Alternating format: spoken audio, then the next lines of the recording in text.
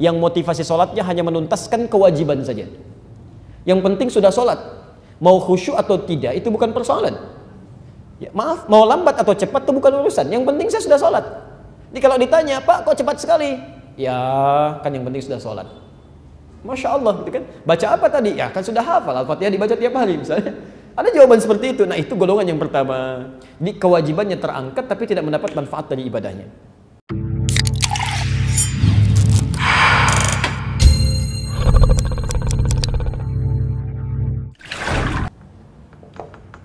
Taib. Iyyaka na'budu wa iyyaka nasta'in. Mohon izin boleh saya hapus yang atas ini? Alhamdulillah. Itu fokus saja ya. Datang, lihat, fokus, tulis. Biarkan saya terangkan sendiri, tulis sendiri dan hapus sendiri ya. Insyaallah. Bismillah. Iyyaka na'budu wa, kita turunkan lagi ke bawah. Iyyaka nasta'in. Masya Allah. Baik. Perhatikan sini, ini yang kita butuhkan dalam kehidupan. Kadang-kadang banyak orang mengeluh padahal solusinya sudah ada. Baik, ya Allah, Engkau titipkan kepada kami berbagai hal, termasuk jasad kami. Jasad ini juga akan kembali kepada Allah, kan? Bahkan Allah menegaskan di Quran surah kedua Al-Baqarah ayat 156, ya. Idza asabatkum musibah qalu inna lillahi wa inna ilaihi rajiun. Kalau diuji dengan musibah, Anda bersabar, yakinkan pada diri, inna lillah, kami milik Allah. Kami, bahkan tubuh kami ini semuanya, ya. Wa inna ilaihi rajiun, dan satu saat kami akan kembali kepada Allah dan ditanya tentang semuanya ini. Ya, latus alunna yauma idzin 'anil na'im, akan ditanya semuanya. Nah, bagaimana supaya saat ditanya itu, ya, keadaan kita mudah, dipertanggungjawabkannya enak, nyaman digunakan, mendapatkan pertolongan Allah? Maka ayat selanjutnya menyampaikan iyyaka na'budu. Jadikan seluruh apa yang kita kerjakan itu sebagai ibadah karena Allah. Ya. Karena itu kita ikrarkan, iyyaka, ya Allah, kami hanya tujukan untukmu saja. Ya. Seluruh aktivitas, seluruh nikmat yang Kau titipkan, na'budu, sebagai ibadah kami hanya kepadamu. Asal kalimat ini, asalnya na'budu iyyaka. Jadi kalau kalimat standarnya dalam bahasa Arab, kalimat standar itu kalimatnya asalnya iyyakanya belakangan. Na'budu iyyaka, kami menyembah kepadamu. Cuma kalau orang Arab dahulukan kata iyyakanya, didahulukan daripada kalimat na'budunya, ini rumusnya disebut dalam ilmu balaghah dengan al-ikhtisas, untuk menunjuk komitmen kekhususan. Saya ulang, menunjuk satu komitmen yang mengkhususkan sesuatu tanpa yang lainnya. Khusus, yang mengkhususkan sesuatu tanpa peduli pada yang lainnya.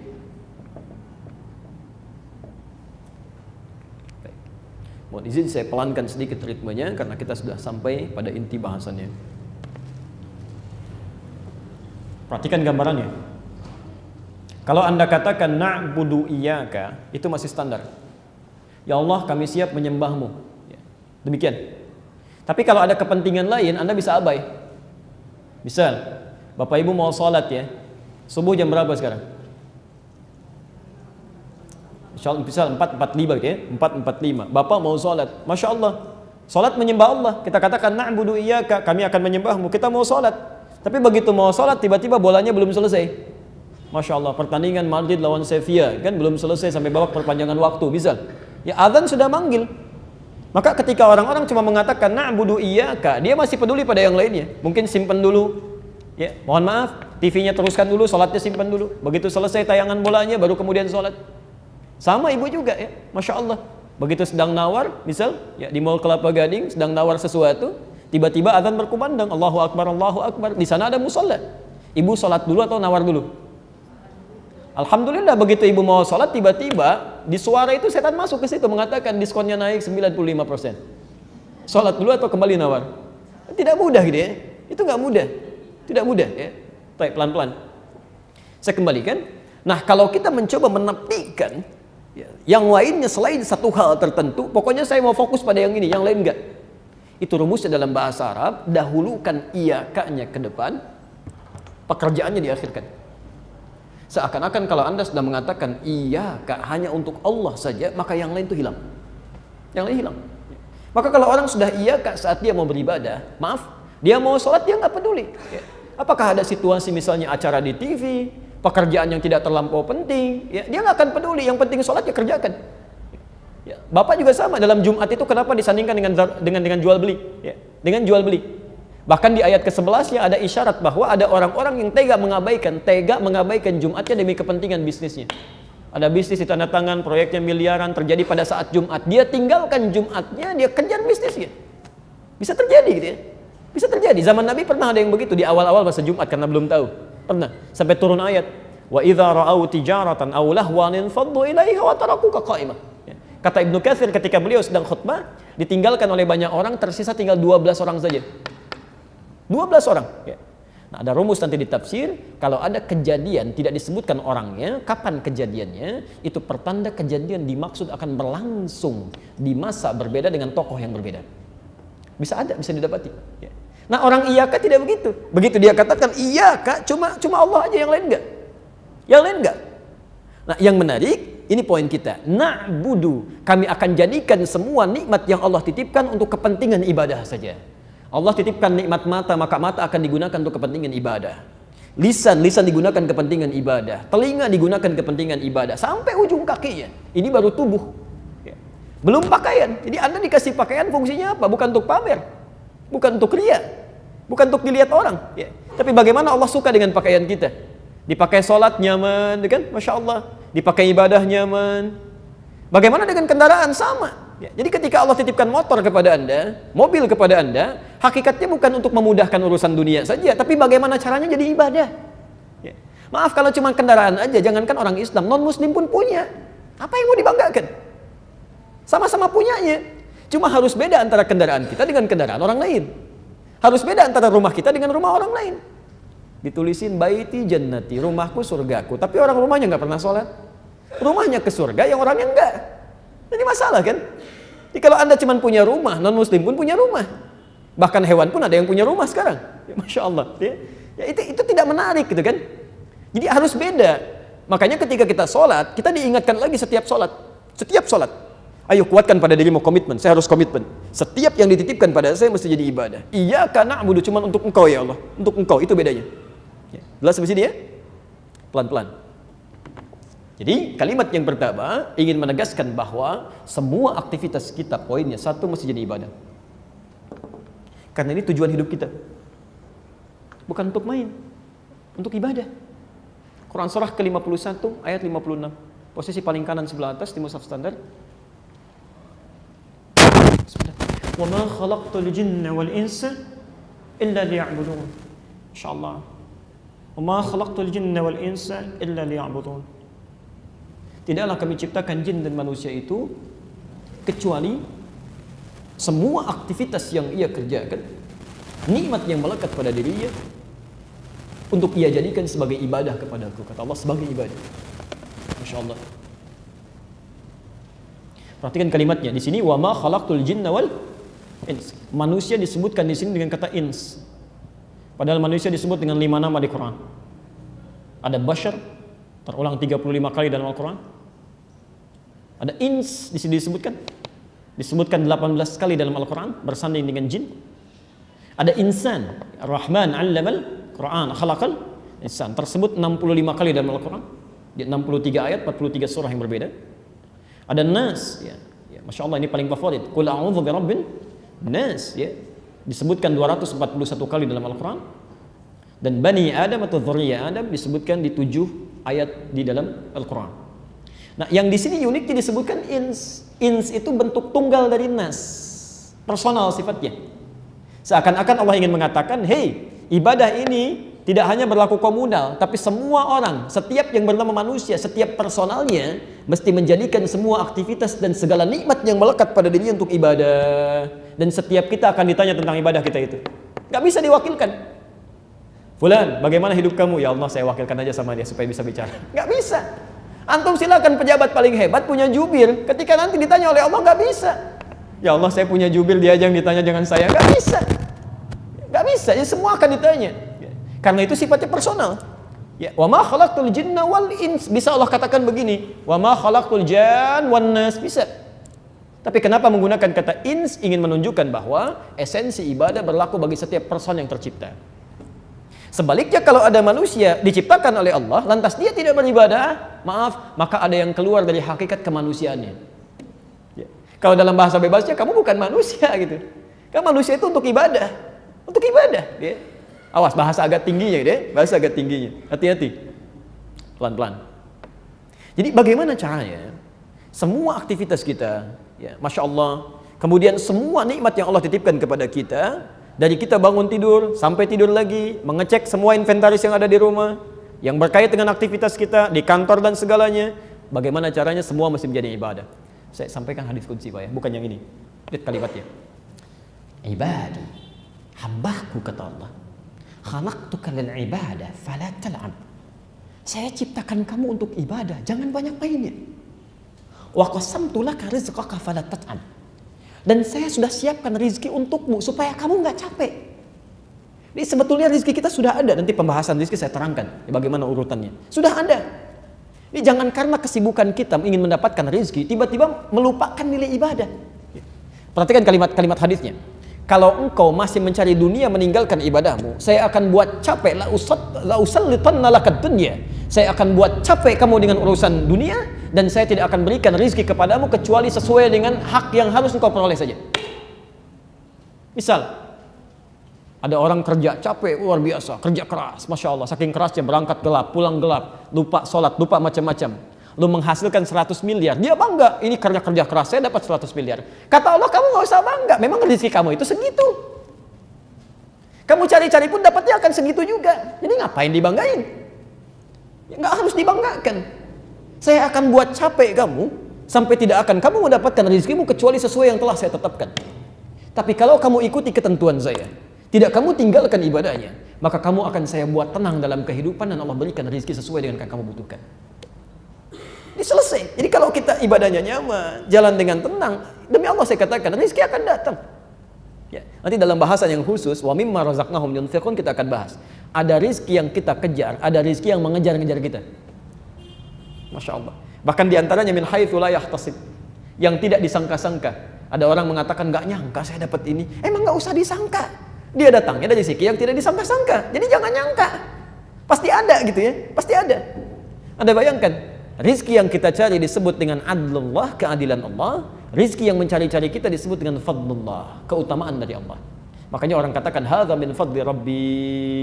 Ini keutamaan yang Allah berikan kepada saya. Jelas ya? Nah, karena itu, supaya hidup kita mudah, nyaman dalam kehidupan dunia akhirat, maka jadikan semua aktivitas sebagai ibadah. Pelan-pelan. Iya kah? Bukan pada yang lain, hanya untuk Allah. Ya. Ini bukan pada yang lain, hanya pada Allah. Ya, tujukan karena Allah. Ya. Makan karena Allah, minum karena Allah, bekerja karena Allah, masya Allah. Ibu merawat anak karena Allah, segalanya. Lillah. Lillah. Orang haji juga sekarang mau haji, siap-siap sudah mau berangkat macam-macam, masya Allah. Itu pun kalau bukan karena Allah tidak akan seibadahnya. Ya, nggak ada pahalanya. Makanya peringatan pertama kami tekankan pada saudara-saudari kami yang akan berhaji, ayat haji di Quran itu dimulai di Al-Baqarah 196. Posisi paling kiri sebelah bawah, itu pertama kali ketika Allah minta menyempurnakan ibadahnya, itu bukan fikih yang disebutkan, tapi kalimat tauhid. Wa atimmul hajja wal umrata lillah. Sempurnakan haji itu dan umrah, lakukan karena Allah, lillah. Masya Allah. Kalau di Quran ada ibadah bersanding dengan kesempurnaan, sempurnakan. Itu tandanya ada orang ibadah tidak sempurna. Ya, tidak sedikit yang tidak sempurna. Salah satu sebabnya kenapa? Karena bukan lillah. Ya, masya Allah, nunggu-nunggu cukup lama, keluar biaya banyak, tenaga tidak juga sedikit keluar. Ya, begitu sa'inya live, tangan kanannya pegang handphone, Rabbik firwarham begini, orang lain lihat, ngapain jauh-jauh? Ada yang pulang dari Arafah, begitu selesai mau ke Muzdalifah, diminta oleh Quran zikir, ini baru pasang status, sedang menuju Muzdalifah. Habis dia. Bahkan ada yang belum berangkat sudah habis pahalanya. Ria itu kan menggugurkan pahala. Ingat betul ya, ria itu rumus Qurannya menghanguskan semua pahala. Al-Baqarah Quran surah kedua ayat 264, posisi paling kiri sebelah bawah. Kalimatnya, Ya ayyuhalladzina amanu, hai orang-orang yang merasa punya iman. La tubtilu shadaqatikum bil manni wal adha. Jangan Anda gugurkan kebaikan-kebaikan yang telah Anda tenun lelah itu dengan berbuat sesuatu yang merusak dan menghancurkan amalan. Kalladzi yunfiqu malahu ria'an nas, seperti orang infak yang ria. Di ria itu bisa menggugurkan amalan, habis semuanya. Enggak bernilai. Bukan cuma infak, ada orang salat kan ria, al-maun itu. Ya, fawailul lil musallin, celaka orang salat. Masya Allah, orang salat masih bisa celaka, apalagi yang enggak salat. Ya. Alladzina hum an salatihim sahun, yang lalai dalam salatnya. Di antara makna lalai itu alladzina hum yuraun, yang ria saat dia menunaikan salat. Ada orang haji ria, ada. Indikasinya bukan lillah, bahkan sebelum berangkat sudah ria. Ya. Tidak keliru kalau Anda ingin kumpulkan, ingin minta maaf, gak ada masalah di situ. Ya, gak ada persoalan, silahkan. Tapi kadang-kadang lupa lisan. Bapak Ibu sekalian, warga kompleks semuanya, ya, kami akan berangkat, mohon doakan kami supaya lancar aktivitas haji kami. Tolong maafkan kalau ada kesalahan-kesalahan yang pernah kami kerjakan saat ini demi kelancaran ibadah kami. Ini haji pertama kali kami, Pak. Barangkali Ibu ini pula yang pertama kami haji di komplek ini ya. Pak RT belum haji, Pak RW belum haji, kami yang pertama. Kami doakan saat di Ka'bah nanti Bapak Ibu bisa haji juga. Itu habis pahala yang disumbangkan. Ya. Habis itu. Belum dapat sudah hilang ya. Jadi masalah. Sekarang kita evaluasi sebentar ya, tolong sabar belajarnya, kita gali setiap kalimat-kalimat Qur'annya, kita turunkan ayat-ayatnya. Sekarang pertanyaan saya, tanya pada masing-masing ya, sudah kelihatan dari sisi aspek-aspek yang lain. Berapa usia kita masing-masing? Dari nikmat usia yang telah dititipkan itu, berapa yang sudah jadi ibadah? Saya ulang ya. Berapa usia kita masing-masing, tanamkan pada diri kita, tuliskan yang besar di setiap catatannya. Dari sekian waktu yang Allah berikan pada kita, berapa yang sudah menjadi ibadah? Hati-hati. Misal saja, ada penelitian, kita ambil contoh Quran aja, ambil contoh Quran. Tentang pertanyaan ini ada di Quran surah ke-46, Al-Ahqaf, ayat 15. Posisi paling kiri sebelah atas, di mushaf standar. Bismillah. Quran surah ke-46 Al-Ahqaf ayat ke-15. Wassaynal insana biwalidayhi ihsan, ada? Ya, dan kami wasiatkan kepada manusia. Insyaallah. Artinya wasiat. Biasanya kalau Bapak Ibu mendengar kata wasiat, yang tersirat apa? Mau meninggal gitu ya. Baik. Wasiat itu asalnya bukan mau meninggal, bukan. Wasiat itu pesan yang sangat kuat. Kenapa sering diidentikan dengan orang yang akan wafat? Karena biasanya begini, pesan orang akan meninggal itu lebih bisa didengar, lebih kuat nilainya dibandingkan dengan sebelum dia berada dalam keadaan demikian. Ya. Ibu ngasih tahu anak, sholat ya nak, tenang aja mah, gampang gitu kan? Tapi kalau info sudah 3, ya semua sudah dipasang, nah sholat ya iya mah, lebih cepat. Ada wasiat di situ. Ya. Jadi kalau diartikan orang akan meninggal, jadi keliru. Allah memberi wasiat dan Allah tidak meninggal. Ya. Artinya kalau ada pesan di Quran dikaitkan dengan Allah menggunakan kata wasiat, itu artinya pesan ini begitu penting, sangat kuat dan harus dicamkan oleh setiap yang mendengarnya. Wassaynal insana biwalidayhi ihsana. Kami wasiatkan pada setiap manusia agar berbakti pada kedua orang tuanya. Maaf, saya agak cepat setelah diterangkan mengandungnya, menapinya, merawatnya dengan lelah segalanya, lihat ujungnya. Maka tatkala anak itu tiba di usia 40 tahun, 40 sana. 40 tahun. Dan di antara kita tidak sedikit yang sudah mencapai itu, bahkan lebih. Dia harus mengevaluasi dirinya dengan berdoa. Perhatikan doanya. Rabbi auzi'ni an ashkura ni'mataka allati an'amta 'alayya wa 'ala walidayya wa an a'mala salihan tarda. Lihat doa pertama. Saya tidak akan bahas ini dengan panjang bagian pertama ini. Rabbi auzi'ni, ya Allah mohon bimbing kami an ashkura ni'mataka allati an'amta 'alayya. Ya, atas nikmat untuk bisa bersyukur, ya, mensyukuri nikmat yang telah Engkau titipkan kepada kami. Wa 'ala walidayya, dan kepada orang tua kami. Ya Allah tolong bimbing hamba untuk mensyukuri nikmat ini ya Allah, supaya bisa bersyukur. Ya. Yang paling menarik, perhatikan kalimatnya. Wa an a'mala salihan tarda. Dan mohon bimbing kami untuk bisa menggunakan waktu yang Engkau berikan ini, nikmat yang Engkau titipkan untuk beramal soleh. Ya. Pelan-pelan. Kenapa ada kalimat amal soleh di sini? Karena jangan-jangan, mohon maaf, sudah Allah berikan selama 40 tahun, belum dia gunakan untuk beramal soleh. Anak 4 tahun sudah ke masjid. Bapaknya yang 40 tahun gak mau ke masjid. Pak kok nggak ke masjid? Anaknya ke masjid, kan sudah ada perwakilan dalam keluarga. Allahu Akbar. Ada kalimat itu pernah kami dengar saat ada di Jakarta salah satu sudutnya. Ada ya. Masya Allah. Anaknya menghafal Quran, bapaknya mau baca pun belum tergerak, atau ibunya demikian. Ya, padahal baru 4 tahun. Ya, ada yang keliru. Ada yang keliru. Karena itu setiap manusia mesti mengecek. Kalau sudah ada 40 tahun dari usianya, saya berikan gambaran sederhana ya. Ini penelitian pernah dilakukan walaupun ringan. Ya, walaupun ringan. Umumnya, walau tidak semuanya, umumnya setengah usia manusia itu dipakai tidur. Jadi kalau orang diberikan 40 tahun, setengahnya 20 tahun itu umumnya dipakai tidur. Dari mulai kecilnya, dewasanya, tidur siangnya, tidur malamnya, macam-macamnya. Jadi kalau 40 tahun yang digunakan tidur berapa tahun? 20 tahun. Yang digunakan beraktivitas 20 tahun. Perhatikan. Apakah saat kita beraktivitas semuanya benar? Tidak, mungkin ada salahnya. Mata salah, telinga salah, lisan salah, sampai ke ujung kaki. Saya mau tanya, dari 20 tahun ini, berapa yang sudah dipakai ibadah?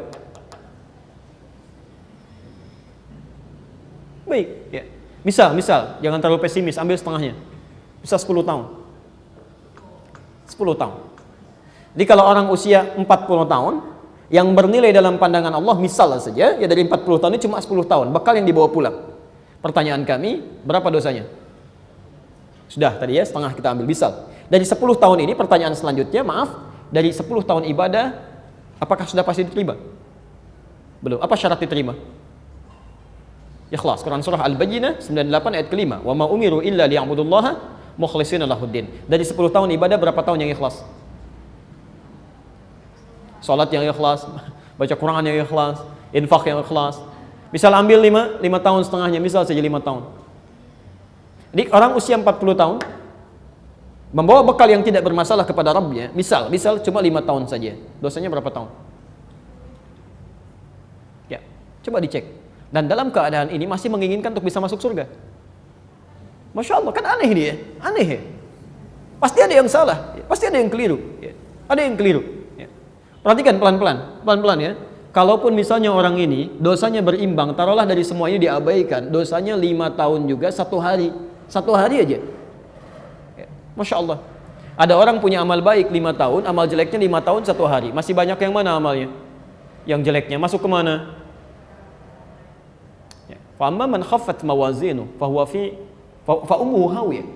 Ya, tapi kalau ringan timbangan amal baiknya, berat amal buruknya, maka tempat kembalinya hawiyah. Ya, neraka bagi dia. Itu luar biasa.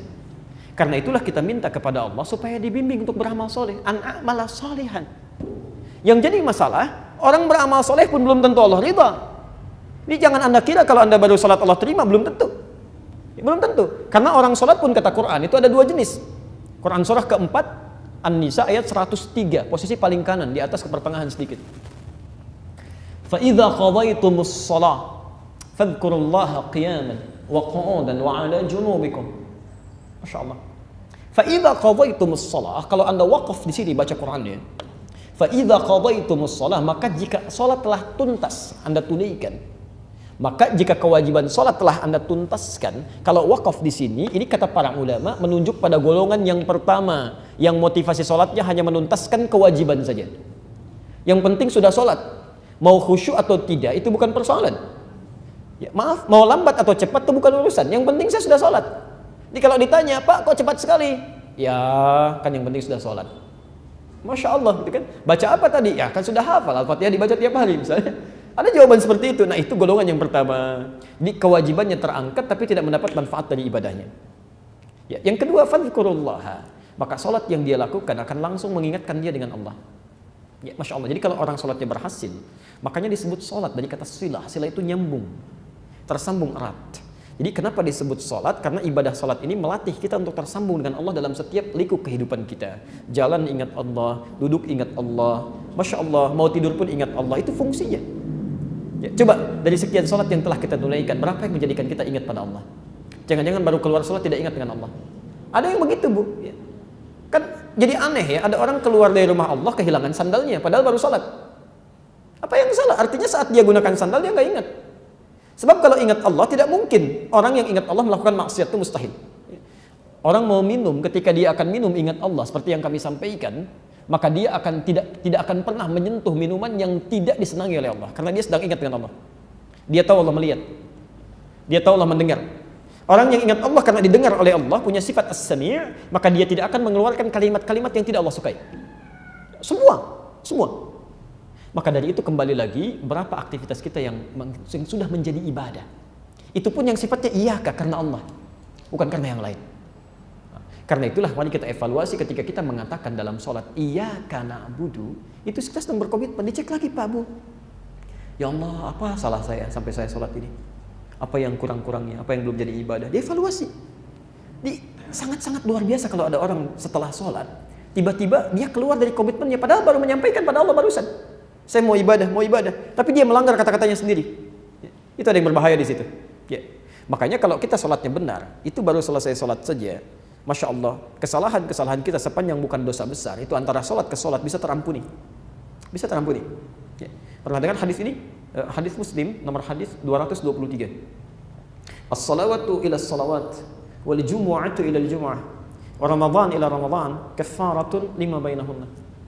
Salat satu ke salat yang lainnya, Jum'ah ke Jum'ah ada pekanan, wa Ramadan ila Ramadan ada tahunan. Kalau benar ditunaikan kata Nabi, kaffaratun itu akan menghapuskan lima bainahunna, dosa-dosa yang pernah dikerjakan di antara keduanya. Jadi kalau Anda tadi punya salah misalnya saat salat subuh sampai ke zuhur, dan mustahil ada orang tidak berbuat salah, maka saat Anda salat zuhur itu benar salatnya, tuntas semua kesalahan dan dosanya, digugurkan oleh Allah. Ya, kecuali dosa besar. Ya, dosa besar. Maaf, yang pekanan Jumat ke Jumat selesai. Yang tahunan belum selesai pekanan, ya tahunan dihapuskan oleh Allah. Ramadan digugurkan. Ya. Makanya kata Nabi, maaf, bu'dan liman adraka Ramadan falam yughfar lahu. Ya, celaka dan keterlaluan berlumur dengan kotoran. Ya. Di raghima anf itu salah satu maknanya bu'dan atau raghima anfun. Ya, di hidungnya ada kotoran, debu. Ya. Celaka orang yang diberikan Ramadan tapi dia tidak mampu beristighfar kepada Allah di bulan Ramadan itu yang bisa mengampuni dosanya. Dikata Nabi, orang yang keluar dari Ramadan, alumni Ramadan, tidak terampuni dosanya, itu orang celaka. Ya, bahaya dalam hidupnya. Baik, saya akhiri dulu bagian terakhirnya, nanti kita coba berikan waktu kalau ada yang mau ditanyakan. Jadi kesimpulan pertama, kalau semua nikmat yang Allah titipkan kepada kita di Maliki Yaumiddin dengan ayat sebelumnya, ingin selamat, ingin mendapatkan kemudahan dari Allah, maka jadikan semua itu sebagai ibadah karena Allah. Jelas ini?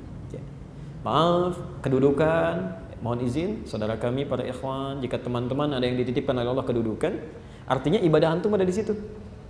Ayo bikin polisi kebijakan-kebijakan yang baik.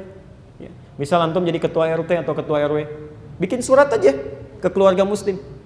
Yuk, prioritaskan sholat berjamaah, setiap sholat subuh, di hari weekend kita ke masjid, bisa. Bikin surat. Ya. Antum gak usah peduli, berapa yang sholat tuh gak usah peduli, yang penting antum tuliskan. Misal, 3 orang aja ke masjid karena surat yang antum buat, itu Allahu Akbar, antum mendapat pahala dari orang-orang itu. Ya. Ada di hadis Muslim, nomor hadis 1893. Man dalla ala khairin, falahu ajruhu, mithla ajri fa'ilihi, min ghairi an yankusa min ajri syai'. Ya. Masya Allah. Siapa yang menunjukkan, memberikan fasilitas pada seseorang untuk berbuat baik, lalu dia lakukan, maka Anda mendapatkan pahala yang sama dengan yang melakukannya tanpa dikurangi sedikit pun. Maka bayangkan kalau 10 orang kemudian dia ke masjid, Anda meninggal dunia, dia masih ibadah, pahalanya berapa itu mengalir? Masya Allah, mumpung masih ada, karena kalau sudah nggak ada susah. Kan kedudukan ditukar Pak, Bu. Dia nggak usah bangga kalau punya kedudukan, nggak usah bangga. Salah kalau berbangga diri, itu peluang untuk berbuat kebaikan. Itu peluang. Ya. Mudah bagi Allah, Quran surah 3 ayat 26-27 itu, posisi paling kanan, ya, bawah sedikit. Qulillahumma malikal mulki tu'til mulka man tasha wa tanzi'ul mulka mimman tasha. Anda sekarang jadi pimpinan, besok lusa sudah begitu pensiun keluar. Atau nggak tunggu lama kan? Masya Allah, mumpung masih ada keadaan di atas, kalau sudah di-reshuffle nggak tahu waktunya kapan, kan nggak ada kesempatannya. Ya, dia ayo buat kebijakan yang baik. Kalau cuma kedudukan bangga, oh ketinggalan. Dulu Firaun, kedudukannya tinggi sekali, jadi raja sampai ngaku Tuhan, bangga, sombong, hancur juga oleh Allah. Jadi kalau ada orang seperti sekarang punya kedudukan nggak seperti Firaun bangga, itu orang ketinggalan zaman. Yang dulu sudah ada. Ya. Sama, Anda dititipkan harta benda misalnya, Masya Allah sekaya apa sih? Ya, itu bukan untuk pamer. Dulu Korun sudah ada, lebih kaya. Quran surah 28 ayat 76-79. Masya Allah, posisi paling kanan sebelah bawah. Lihat kalimatnya, maaf di kiri sebelah bawah di mushaf standar. Ya. Inna Qaruna kana min qaumi Musa. Korun itu dari kaumnya Musa. Fabagha alaihim, sombongnya luar biasa. Apa yang dia sombongkan? Wa atainahu minal kunuzi ma inna mafatihahu latanu bil usbah. Ayat 76 ya. Kami titipkan dia, bahasanya kami titipkan, bukan Qarun yang punya, kami yang punya. Surah ke-28 Al-Qasas ayat 76.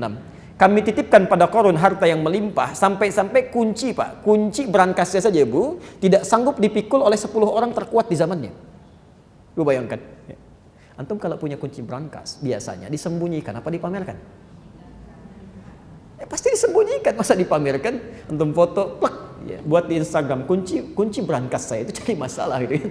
Cari masalah. Ini enggak, Qarun enggak. Dia setiap kemana-mana Pak ya, di belakangnya ada 10 orang, cuma ngangkat kunci berangkasnya saja. Dia ingin tunjukkan pada orang, kalaupun ada yang ngambil harta saya, ambil aja, nggak akan habis kok saking kayanya saya. Saking kayanya saya. Masya Allah, kaya luar biasa dan sombong dan hancur semuanya. Hancur. Ya. Jadi kalau ada orang merasa kaya sekarang, kemudian sombong, itu orang ketinggalan zaman. Jauh ketinggalannya. Dulu sudah ada dan dia lebih kaya. Jadi keterlaluan kalau ada orang sekarang mengaku kaya, sombong itu keterlaluan. Karena kekayaannya nggak sekaya Qarun. Ya, dan Qarun hancur juga.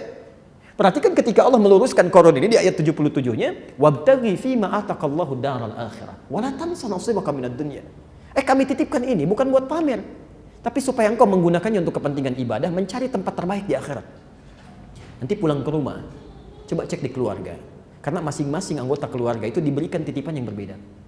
Ada titipan pengetahuan, titipan tenaga. Ya, mohon maaf, barangkali yang nggak dititipkan harta benda itu menurut Allah itu dia sudah banyak bangun malam. Saking nggak punyanya, jarang sering puasa. Antum jangan bangga kalau baru bisa puasa Senin Kamis, di sana sudah ada ayam bulbet. Jangan bangga kalau baru bisa ayam bulbet, di sana sudah ada yang puasa daun. Sudah ada. Ya. Sudah ada yang tiap malam tahajud. Sudah ada yang mulai menghafal Quran. Masya Allah. Dengan sekian jangan bangga kalau cuma hafal Quran 1 riwayat, ada yang 13, ada yang 7 riwayat, ada yang 10 riwayat, ada yang 14 riwayat. Masya Allah. Ya. Ini semua itu cuma titipan. Gunakan untuk ibadah. Karena itulah mohonkan kepada Allah. Mohonkan, ini poinnya. Kalau kita merasa ada yang kurang dalam hidup kita untuk ibadah, maka mohon berdoa. Runtunan keduanya, wa iyyaka nasta'in. Minta supaya ditolong oleh Allah, supaya dibantu, supaya diberikan petunjuk. Makanya ketika antum mengucapkan iyyaka na'budu, mustahil kalau kita bisa ibadah sendirian tanpa bantuan Allah. Karena itulah kemudian kita ikrarkan, ya Allah, kalau ada kelemahan-kelemahan, kekurangan dalam kami, sekarang kami mohon pertolongannya ya Allah. Bantu kami, berikan kemudahan. Maka kita ucapkan wa iyyaka nasta'in. Baik, saya mau berhenti sebentar dengan menutup uraian ayat ini dengan sesuatu yang penting. Ini rumus yang harus Anda amalkan. Lihat persamaannya. Fokus sedikit ya. Bismillah. Nanti ini bisa ditemukan diantaranya di ilmu balaghah dan ilmu arud. Ya. Kalau di nahwu atau sharaf belum sampai ke sini.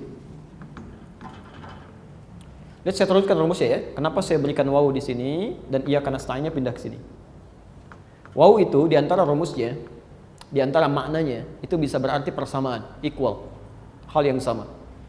Jadi kalau kita turunkan ke bawah, misal kita tuliskan begini, iyyaka na'budu. Wahnya di sini kita turunkan persamaannya sama dengan kan? Iyyaka nasta'in. Lihat sini. Ini ibadah. Ini solusi. Pelan-pelan. Minta tolong karena minta solusi kan? Ya, minta solusi, minta pertolongan. Baik. Sekarang perhatikan sini. Kalau orang minta tolong, umumnya sedang punya apa? Masalah. Mustahil orang minta tolong gak ada masalah. Tolong saya Pak, kenapa? Gak ada apa-apa. Pasti ada masalah gitu ya. Pasti ada masalah, ada persoalan, ya, ada problem. Turunkan ayat Qurannya. Dan uniknya, semua manusia kata Allah itu diuji dengan masalah. Tidak ada manusia yang tidak punya masalah. Quran surah kedua Al-Baqarah ayat 155. Posisi paling kiri sebelah atas. Quran surah 2 ayat 155. Wala nabluwannakum bisyai'. Dan kalian sepanjang masih hidup, kami pasti akan uji dengan berbagai persoalan. Masalah itu dititipkan oleh Allah kepada kita, bukan ingin menjadikan hidup kita bermasalah, tapi ingin meningkatkan kualitas hidup kita. Sebab kalau tidak diuji dengan masalah, hidup kita tidak akan berkembang. Anak bapak ibu tidak menangis, bagaimana kreativitas orang tua muncul? Ya, mustahil itu. Nanti akan vakum aja kehidupannya. Dari mulai dilahirkan sampai tumbuh dewasa nggak pernah nangis. Anak orang lain terlahir nangis, anak kita diam misalnya kan, diam aja, itu kan bahaya. Nggak muncul kreativitas. Ya. Dan menariknya, pelan-pelan, ketika masalah ini didapatkan, saya agak cepat saja, agak cepat. Ketika masalah ini didapatkan, ditujukan kepada kita, itu Masya Allah, bahasa Qur'annya, itu ujian yang Allah titipkan kepada kita untuk membuat kita lebih baik. Lebih baik. Dan tidak mungkin, Quran surah kedua Al-Baqarah ayat 286. Ya, ayat 286. Pelan-pelan. Dan tidak mungkin Allah menitipkan satu ujian, persoalan kepada kita, kecuali kita sanggup. La yukallifullahu nafsan illa usaha. Allah tidak akan menitipkan ujian pada seorang hamba kecuali dia sanggup. Ini mustahil Allah menitipkan ujian di luar batas kemampuan kita. Artinya, mohon maaf, kalau di antara kita sedang punya masalah, seberat apapun yang kita genggam sampai saat ini kita rasakan, jangan mengeluh. Karena menurut Allah cuma kita yang mampu, yang lain nggak bisa. Makanya dititipkan pada Bapak, karena Bapak yang bisa, yang lain nggak bisa, Pak. Karena itu ketika kita punya masalah, yakinkan, Alhamdulillah Allah titipkan kepada saya. Artinya Anda yang dipercaya. Nggak usah ngeluh. Ngeluh itu nggak menyelesaikan persoalan, Bu. Kita mengeluh, masalah nggak akan tuntas, cuma datang masalah baru. Ingat betul, ketika Allah titipkan pada Anda, cuma Anda yang mampu, yang lain tidak. Dan nggak usah terlampau bangga, bikin status, ternyata cuma saya yang mampu, ya nggak usah. Itu bikin masalah, gitu kan. Jadi ini poin pertama. Saya beri gambaran sini ya. Lihat bagaimana keadilan Allah. Sebelum saya turunkan ke sini, lihat bagaimana adilnya Allah. Adilnya Allah. Tahu cicak? Cicak, baik. Bagaimana beraktivitasnya? Merayap ya? Baik. Makanannya apa? Nyamuk. Saya mau tanya, nyamuk bisa terbang? Cicak? Di mana logikanya? Ada makhluk makanannya bisa terbang, makhluknya enggak. Yang makan nggak bisa terbang, yang dimakan bisa terbang. Apakah nyamuknya cuma terbang aja, cicak? Gitu kan? Nggak mungkin. Cicaknya cuma lihat, itu mustahil. Ya. Tapi perhatikan pesan orang tua kita ketika memberikan syair-syair. Sebetulnya dulu itu ada kalimat-kalimat baik untuk kita renungkan. Coba lihat dulu, orang tua kita pernah menyampaikan satu syair. Cicak-cicak di dinding. Diam-diam, Masya Allah, datang seekor nyamuk. Selanjutnya silahkan teruskan. Ya. Poin saya, perhatikan. Cicak-cicak di dinding. Diam-diam merayap. Cicak ini merayap cuman diam-diam. Cuman diam-diam aja, tapi dia merayap. Yang menarik, datang seekor nyamuk. Bukan cicak yang mendatangi nyamuk, tapi nyamuknya datang. Kalau dia tidak merayap sekalipun diam-diam, nyamuknya nggak akan datang. Tapi karena dia merayap walaupun diam-diam, nyamuk datang. Siapa yang datangkan nyamuk? Kalau cicak aja merayap, yang terbang bisa datang, maka bagaimana dengan manusia yang bisa mengerjakan apapun? Mudah bagi Allah mendatangkan. Kalau dia tingkatkan kedekatannya dengan Allah, Allah akan datangkan bahkan dari sisi yang tidak dia duga. Allahu Akbar. Cicak aja dapat, kenapa kita enggak? Ini enggak ada yang mustahil, ya, enggak ada yang mustahil. Baik, ini problem, masalah, pelan-pelan. Kita ingin solusinya. Ketika kita mohonkan solusi, ya, wa iyyaka nasta'in, ternyata yang menarik didahului dulu oleh ibadah. Kalimat solusi ini disandingkan dengan ibadah, dibuat persamaan. Ibadah sama dengan solusi. Seakan-akan ada pesan di Quran, jika seseorang punya persoalan dalam hidupnya, apapun itu, sebetulnya gampang menyelesaikannya.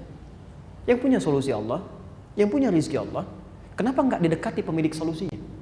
Ibadah. Ini mohon maaf, kalau Anda juga punya persoalan, bisa di kantor, masalah nggak tuntas, kan? Atau ada yang di kantornya champion, dia juara, tapi di rumahnya persoalan nggak pernah tuntas, padahal harta cukup berlimpah, kedudukan tinggi, masalah nggak selesai-selesai. Cek, mungkin ini yang nggak maksimal. Ya, ini yang nggak maksimal ibadahnya. Kita ambil contoh lain, Quran surah 65 At-Talaq, akhir ayat kedua, awal ayat ketiga. Di ujung ayat kedua, di awal ayat ketiga. Baik, lihat persamaannya. Wa may yattaqillaha yaj'al lahu makhraja, masyaallah, wa yarzuqhu min haitsu la yahtasib. Wa may yattaqillaha, siapa yang bisa meningkatkan takwanya kepada Allah, takwanya naik, yaj'al lahu makhraja, kami berikan jalan keluar pada setiap persoalan yang tengah dialami. Diberikan solusi. Di persamaan di ayat ini, takwa meningkat, takwanya meningkat, masalah selesai. Ya. Bahkan rizki, Masya Allah, wa yarzuqhu min haitsu la yahtasib. Rizkinya datang dari sisi yang tidak dia duga. Rizki itu bukan cuma uang, hati-hati. Keturunan itu rizki. Ketenangan itu rizki.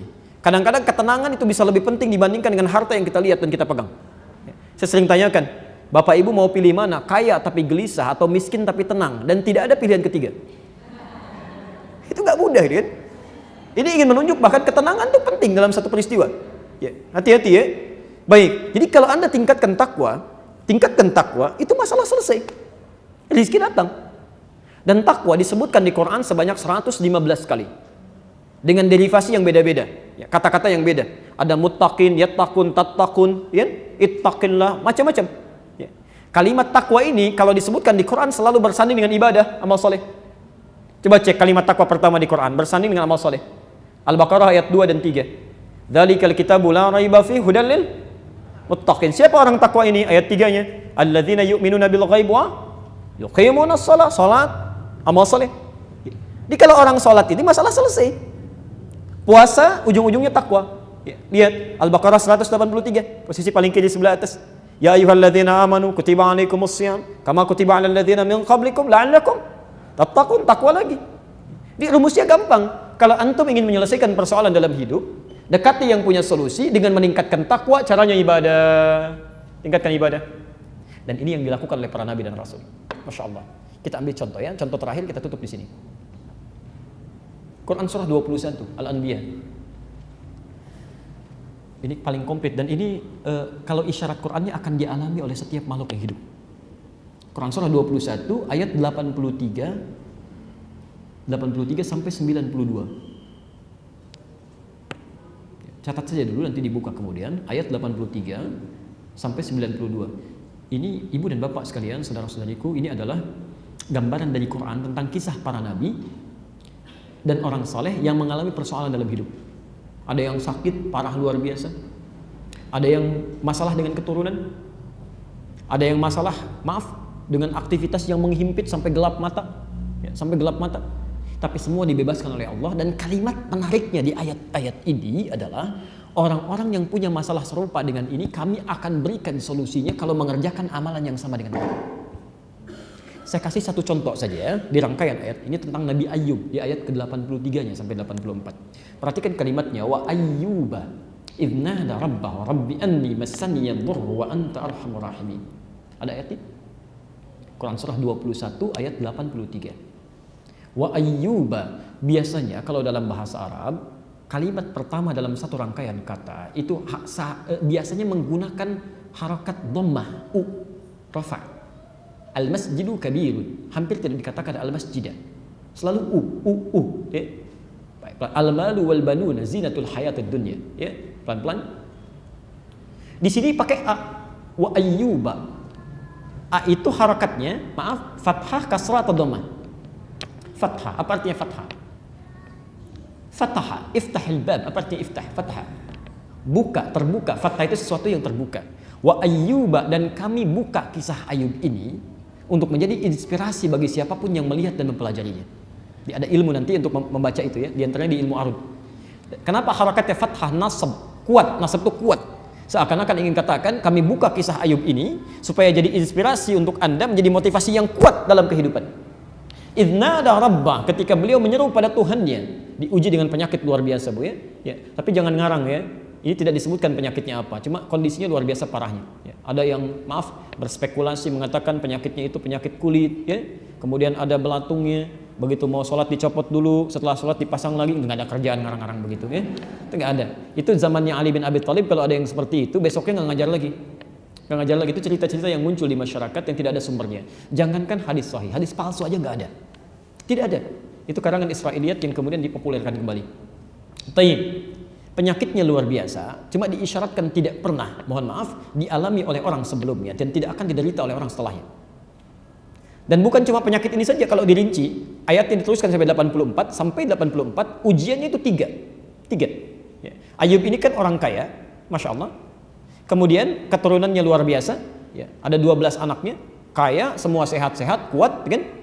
Yang ketiga ini menarik, ya. Ini menarik. Mohon maaf, dan soleh, ya. Kaya, keturunan sehat, kuat dan soleh, dekat dengan Allah. Ya. Sehat luar biasa. Satu kali diuji dengan 3 hari aja, 3 hari. Hari pertama, mohon maaf, semua hartanya hancur, lebur, ternaknya mati semua. Kemudian seluruh aset perkebunannya terbakar. Insya Allah. Apa yang terjadi? Ternyata ibadahnya meningkat 2 kali lipat. Bukan menurun. Ayo kami uji ini untuk contoh bagi manusia. Engkau kaya luar biasa, banyak aset saya hancurkan sekarang. Apakah akan turun ibadah? Tidak. 2 kali lipat. Ada nabi, rasul, masya Allah, surganya jelas. Diuji dengan kekayaan, hancur semuanya dalam 1 hari, meningkat ibadahnya 2 kali lipat. Ada orang bukan nabi, bukan rasul, nggak jelas surganya, kehilangan sendal di masjid, rame. Masya Allah, ya. Nggak evaluasi diri gitu ya. Baik, kita teruskan. Hari kedua, barangkali keturunannya masih ada. Diwafatkan oleh Allah. 12 anaknya wafat sekaligus. Bukan 1-2. 12 anaknya. Seorang kehilangan 1 anak, dipanggil oleh Allah. Bukan kehilangan sebetulnya. Bukan kehilangan. Allah ambil, tugasnya selesai. Cuma tinggal yang belum selesai adalah tanggung jawabnya di akhirat, akan ditanya. Maka yang sering berharap punya keturunan setelah dikasih, hati-hati itu. Itu titipan, Anda akan ditanya. Mungkin tugas Anda tidak harus sampai dewasa. Masya Allah, ada yang tugasnya baru berapa bulan. Ada yang tugasnya baru dilahirkan, ada yang tugasnya sampai beranjak tumbuh. Hati-hati, itu semua tugas ya. Dan akan ditanya di akhirat nanti. Ini 12 anak yang diwafatkan oleh Allah, dipanggil segera. Meningkat lagi 2 kali lipat. Barangkali masih sehat, diuji dengan penyakit yang tidak dialami orang sebelumnya, tidak akan pernah dirasakan oleh orang setelahnya. Masya Allah. Kurang lebih nikmat dalam masa 20 tahun. Setelah 7 tahun dengan istrinya, bersabar dengan itu, istrinya mengatakan begini, istrinya, kalau dalam bahasa kita, papa kan nabi, rasul, bisa mengangkat tangan, dikabulkan doanya. Kurang berapa lama kita menanti, mohonkan kepada Allah supaya disembuhkan. Disembuhkan gak minta banyak, asal sembuh aja. Lihat jawaban Ayub. Bertanya pada istrinya, berapa lama kita senang? Kata istrinya, kurang lebih 20 tahun. Berapa lama kita diuji sekarang? Kurang lebih 7 tahun. Perhatikan Pak jawaban Ayub. Nanti saja, kalau masa ujian sama dengan kekayaan itu 20 tahun, sama-sama senangnya, baru saya mohon kepada Allah. Malu rasanya, diberikan kenikmatan 20 tahun, diuji seperti ini baru 7 tahun sudah minta kepada Allah. Malu rasanya. Tapi yang paling menarik, ketika penyakitnya sudah mulai mengganggu beliau untuk ibadah. Bukan beraktivitas. Ya. Di saat sakit, masih bisa beraktivitas, masih bisa ibadah, gak pernah mengeluh. Biasa aja nikmati, alhamdulillah, dekati Allah, berdoa dengan baik.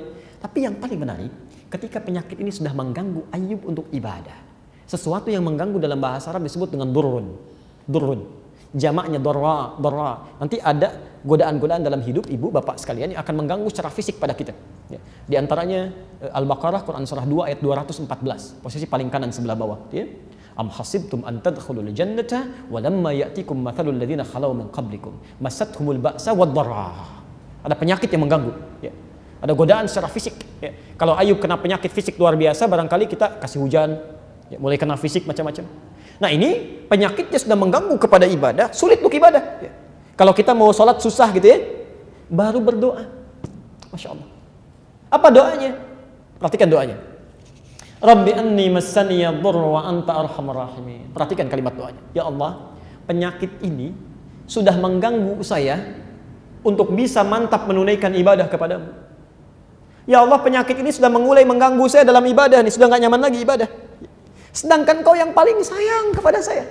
Ya. Kalau dalam bahasa bebas, kalau yang paling sayang saja tidak mengabulkan doa saya, lantas kepada siapa lagi saya mesti minta? Allahu Akbar. Ketika kalimat yang disampaikan oleh Nabi Ayub melekatkan kata ibadah, langsung turun jawabannya di ayat 84-nya. Fastajabna. Ya, menggunakan fa, Pak. Saya pernah terangkan dulu ya, masih ingat? Ada menggunakan huruf waw, ada menggunakan thumma, ada menggunakan fa. Itu beda. Kalau pakai waw itu ada jeda sedikit. Kalau bahasa Qur'annya wastajabna, artinya Ayub selesai berdoa nunggu 5 menit jawaban turun. Kalau pakai thumma, berdoa saat itu barangkali besok baru terjawab. Tapi kalau menggunakan fa itu artinya tidak ada jeda. Selesai berdoa seketika jawaban turun. Fastajabna lahu. Fakashafna ma bihi min dhurrin. Kami langsung jawab doanya, kami sembuhkan dia. Bukan cuma disembuhkan saja. Masya Allah, ternyata Masya Allah setelah sembuh ini apa yang terjadi? Tadi kan anaknya berapa? 12 kan? Setelah sembuh kemudian istrinya mengandung lagi. Setiap kali mengandung kembar sampai mengandung 12 kali lahir 24 anak. Wa atainahum mithlahum wa ma'ahum. Ya. Kami berikan kembali keluarganya yang hilang kemarin. Wa mithlahum ma'ahum, dan semisal mereka sama persis jumlahnya. Ya, yang semula merasa kehilangan 12 anak dikembalikan 24 anak. Ya, kebiasaan orang-orang pada saat itu, karena Ayub ini orangnya baik, dekat dengan sekitaran, begitu mendengar sembuh, ini kebiasaan mereka mengunjungi, kalau dalam berkunjung itu bawa sesuatu. Maka Masya Allah sekampung kunjungi Ayub. Begitu datang kasih ini, kasih ini, kasih ini. Begitu selesai ternyata kekayaannya meningkat 2 kali lipat dari sebelumnya. Anda bisa bayangkan. Tapi yang paling menarik di ujung ayatnya ditutup, demikian pula kami akan berikan pada orang-orang beriman. Yang punya masalah serupa dengan Ayub akan diberikan hal yang sama. Kalau dia melakukan amalan-amalan yang dilakukan oleh Ayub. Di antaranya apa? Para nabi itu meningkatkan ibadah. Ini. Bahkan dalam sakitnya pun yang diingat ibadah. Jadi kalau antum sedang punya masalah, dahulukan kepentingan ibadah dulu. Ibadah, itu yang susah cari pekerjaan. Apa motifnya? Jangan-jangan cari kerja untuk dunia aja, itu lama jawabannya. Lama. Hadirkan untuk ibadah, minta untuk ibadah. Ya Allah, mohon tunjukkan pada saya misal saja. Antum pengen 1 miliar, misal minta ya, banyak banget kan, ada kepentingan tertentu. Hadirkan dulu kepentingan ibadah, baru yang lain ikut. Ya Allah, hamba sudah berusaha ya Allah, beribadah sholat sedapat yang hamba minta. Cuma sampai sekarang belum bisa zakat ya Allah, yang sekiranya bisa memberikan bantuan kepada banyak orang. Hamba tidak minta banyak, mohon ya Allah beri kesempatan berzakat dengan 25 juta saja. Supaya ada kebaikan untuk orang banyak. Zakat itu berapa persen? 2,5%. Kalau minta zakat 25 juta, artinya minta berapa? Masya Allah. Coba cek ya, jangan-jangan yang sakit minta sembuh karena pengen sembuhnya aja, ibadahnya nggak ada. Kamu ini dikasih sehat, sholat enggak. Dikasih sakit enggak, zikir juga. Sekarang pengen sembuh lagi. Kapan kamu mau ibadahnya? Sehat enggak ibadah, sakit enggak ibadah, sudah sakit pengen minta sehat lagi. Kapan mau ibadahnya? Ya. Saya pernah punya kejadian menarik dulu. Alhamdulillah saya dititipkan sakit dulu. Ya. Dan komplit, tipes, ketemu temannya DB. Dirawat di rumah sakit. Datang ke situ, Masya Allah. Jadi ketika dirawat, disediakan dokter, Masya Allah katanya yang paling baik di situ. Itu 4 kali visit datang kurang lebih. Kunjungan pertama disebut Ade saya. Apa yang dirasakan deh katanya. Kunjungan kedua, Mas, gimana Mas? Katanya. Kunjungan ketiga karena anak kami juga sama-sama dirawat, ikut sama dia dan di satu ruangan kan berubah jadi bapak. Bagaimana Pak? Di 3 kali bapak tuh. Yang ketiga ini saya masih ingat betul. Kalimat dokter ini mengatakan, Pak, sudah ada rumus dalam dunia ilmiah. Sudah ada rumus. Bapak ini tidak akan pernah naik darahnya kecuali nanti di hari kesekian. Hari kesekian. Jadi semuanya rumusnya seperti itu. Mau obat sehebat apapun akan tetap seperti ini. Jadi sabar aja, tunggu, silakan. Kalau manusia sudah mengatakan dengan ilmunya demikian, maka kita bisa berharap kepada yang paling mengetahui untuk menutup dan menghilangkan sifat yang seperti itu. Ya, supaya mengatakan bahwa ada yang lebih daripada ini. Maka malam-malam bangun, saya tayamum, kemudian kita mencoba sholat di malam hari, kita mohon kepada Allah. Ya Allah, penyakit yang kau titipkan ini hamba terima dengan penuh kelapangan. Hamba bersyukur kepadamu ya Allah. Namun nampaknya sudah membuat orang mulai sibuk. Ya. Jadi ke rumah sakit sudah mulai banyak orang, ya macam-macam. Hamba ingin meringankan mereka ya Allah. Jangan biarkan rumah sakit ini sibuk, jangan biarkan macam-macam. Ya, tunjukkan kebaikan. Tiba-tiba besoknya dokter yang biasa visit jam 11 datang jam 7. Ketuk pintu. Assalamualaikum. Begitu masuk, Ustadz, tiba-tiba panggil Ustadz. Ini harusnya gak begini, kenapa kok bisa begini? Kenapa dok? Saya bilang. Ternyata sudah naik nih, sekarang sudah naik. Kayaknya doanya banyak ya kan. Jadi pada pagi itu tiba-tiba semuanya naik, berubah dan sehat lagi. Selesai. Kisah ini menyebar di rumah sakit. Tiba-tiba pasien yang ditangani dokter tadi, ada yang naik ke atas ke tempat kami. Ya, Tad, kami tetangga kan yang di Bekasi, anak saya sakit. Oh, terus kenapa? Dokternya sama dengan Ustadz katanya. Yang itu disuruh minum, tapi obatnya paling bagus gak sembuh-sembuh juga. Menurut Ustadz bagaimana katanya? Saya bilang kenapa datang pada saya? Saya bilang ibadah, minta sama Allah, berdoa. Siapa yang doa? Ya yang sakit, saya bilang. Itu masalahnya, sebab anak saya nggak mau berdoa. Saya bilang silahkan, kalau mau selamanya di sini, minta pada Allah, dimintakan. Dan masya Allah ketika dilakukan berdoa dengan baik, mohon pada Allah antara hubungan dia dengan Allah, dan kita juga berdoa, dia, alhamdulillah, selang berapa waktu kemudian dia sembuh, dia keluar. Yang paling unik tiba-tiba datang seseorang menjenguk, menyampaikan satu kertas. Apa ini, Ustadz? Ini mohon, ini doa untuk anak saya. Terus kenapa? Ustadz kan sedang sakit. Doa orang sakit kan diijabah lebih cepat 2 kali daripada yang sehat. Mohon doakan deh. Jadi kadang manusia itu ada-ada saja ya dalam kehidupannya. Baik, jelas ya? Jadi poinnya, iyyaka na'budu wa iyyaka nasta'in, memberikan gambaran pada kita semua nikmat, semua titipan Allah gunakan untuk ibadah. Supaya hidup kita nyaman. Ya. Yang kedua, mohon selalu pertolongan Allah untuk menyempurnakan ibadah kita, karena kita bukan makhluk yang sempurna.